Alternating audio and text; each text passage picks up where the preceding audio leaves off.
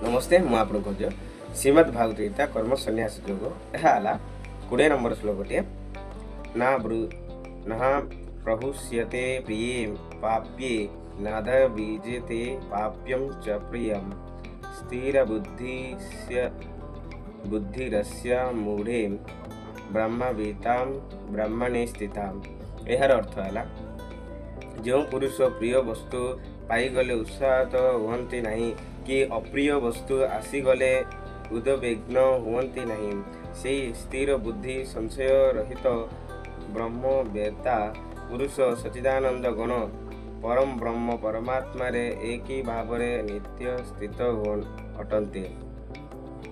आपरे श्लोक है 21 नंबर बहस्वं स्वस्वे शक्तात्मा बिन्धितात्मनि युक्त सुखम सा ब्रह्मयोग युक्तात्मा सुख मोक्षया मस्यते।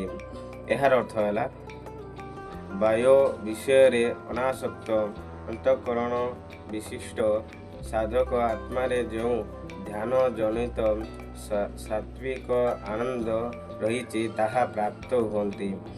तापरे सही सच्चिदानंद गण परम ब्रह्म परमात्मा ध्यान रूपक योगरे अभिज्ञ भावरे अवस्थित होइथिबा पुरुष अक्षय आनंद अनुभव करन्ते। आज श्लोक पुणी